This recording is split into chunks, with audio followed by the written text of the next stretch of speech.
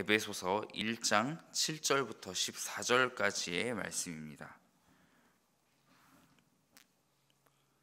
에베소서 1장 7절부터 14절까지의 말씀을 함께 합독하시겠습니다. 우리는 그리스도 안에서 그의 은혜의 풍성함을 따라 그의 피로 말미암아 속량 곧 죄 사함을 받았느니라. 이는 그가 모든 지혜와 총명을 우리에게 넘치게 하사 그 뜻의 비밀을 우리에게 알리신 것이요, 그의 기뻐하심을 따라 그리스도 안에서 때가 찬 경륜을 위하여 예정하신 것이니, 하늘에 있는 것이나 땅에 있는 것이 다 그리스도 안에서 통일되게 하려 하심이라. 모든 일을 그의 뜻의 결정대로 일하시는 이의 계획을 따라 우리가 예정을 입어 그 안에서 기업이 되었으니, 이는 우리가 그리스도 안에서 전부터 바라던 그의 영광의 찬송이 되게 하려 하심이라. 그 안에서 너희도 진리의 말씀 곧 너희의 구원의 복음을 듣고 그 안에서 또한 믿어 약속의 성령으로 인치심을 받았으니, 이는 우리 기업의 보증이 되사 그 얻으신 것을 속량하시고 그의 영광을 찬송하게 하려 하심이라. 아멘. 우리 하나님께서는 우리 죄를 구원해 주신 그 속량의 하나님이십니다. 사도 바울이 유일하게 자랑하는 것 딱 하나를 고르라고 한다면 자신을 다시 살게 하신 그리스도 한 분만을 자랑했습니다. 자신이 먼저 이 놀라운 복을 받았다고 말하면서 이제 우리가 이 복을 받은 사람이다. 우리가 누구일까요? 바로 성도입니다. 성도가 받은 특권이 있고 그 성도가 이제 그 받은 은혜를 누리며 살아가는 것, 그리고 또한 그 책임을 가지고 그 복음을 전하는 사명을 받았다고 바울은 에베소서를 통해서 말하고 있습니다. 하나님께서는 이토록 놀랍고 풍성한 또 신령한 복을 주신 분이십니다. 우리로 하여금 이 지혜와 총명을 주셔서 그 복을 보고 알게 하셨습니다. 무엇을 통해서요? 바로 우리 가정과 교회를 통해서입니다. 우리로 하여금 지혜와 총명을 주셔서 그 복을 알게 하신 것입니다. 하지만 때로 우리의 모습은 연약합니다. 어떤 면에서 연약할까요? 바로 영적인 눈이 어두워서 이를 보지 못하고 땅의 것에 집착하는 그때입니다. 주님이 주신 그 복음의 가치를 끝내 알지 못한다면 어리석은 인생으로 마무리되겠지만, 정말 이 새벽의 자리에 나아감을 통해서 바로 우리가 받게 된 신령한 축복을 다시 한번 알게 되는 시간이 되기를 소망합니다. 이렇게 바울이 받은, 그리고 바울이 에베소서를 통해서 말하는 하나님께서 그 아들 예수님을 통해 주신 이 신령한 복이 무엇인지 우리가 다시 한번 묵상하며 나아가기 원합니다. 우리가 받은 복은 무엇일까요? 첫째로 죄 사함입니다. 그로 인하여서 받은 지혜와 총명인 것입니다.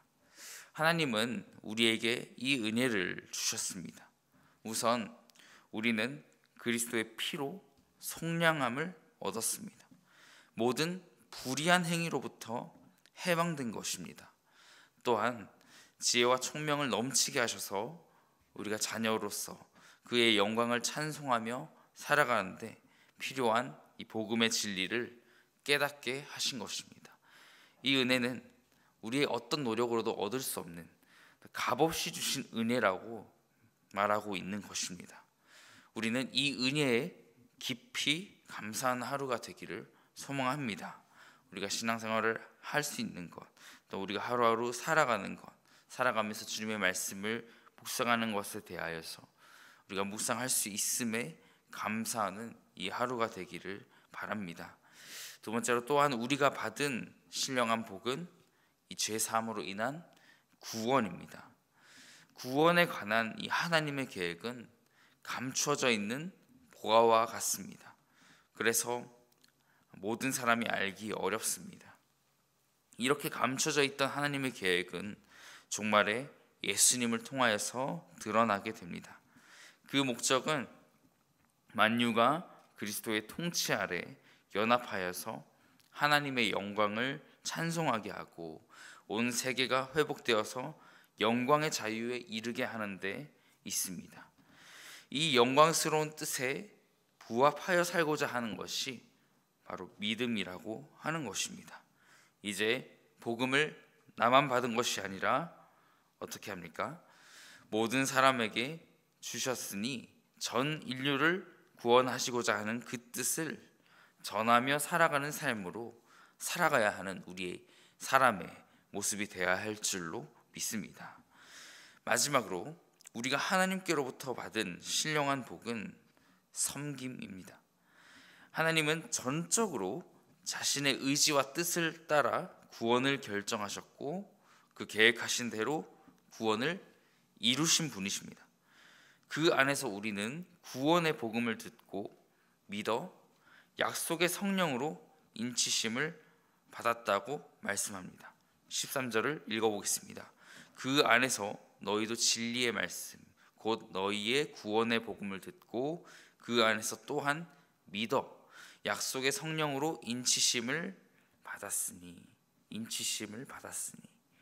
우리 하나님이 계획하시고 실행하시고 이루시고 참여하게 하신 것입니다. 그러므로 우리는 하나님을 의지하고 신뢰하며 살아가는 것이 우리가 지켜야 할 진리이고 희망인 것입니다. 사랑하는 성도 여러분, 사도 바울은 우리를 구원하신 하나님의 목적이 그분의 영광을 찬송하게 하는 것임을 강조하고 있습니다. 우리 찬송은 무엇일까요? 우리가 찬양 올려드렸지만 구원의 하나님에 대한 최고의 반응인 줄 믿습니다. 우리의 의무이자 하지 않을 수 없는, 하나님께서 무엇과도 바꿀 수 없는 우리에게 주신 기쁨의 찬송인 것입니다. 그분을 영원하신 기업으로 삼아서 찬송할 수 있을 때 우리가 땅에 속한 것들에 대한 소욕에서 놓여 자유롭게 살아갈 수 있는 것입니다. 우리를 향하신 항상 신실하고 놀라우신 하나님의 복을 받으시는 우리 성도 여러분이 되시기를 간절히 소망합니다. 이로 인하여서 우리의 찬송과 기도가 멈추지 않는 귀한 날들로 채워가기를 원합니다. 이 시간 함께 기도하실 때요, 우리가 소망 되신 하나님을 바라봅니다.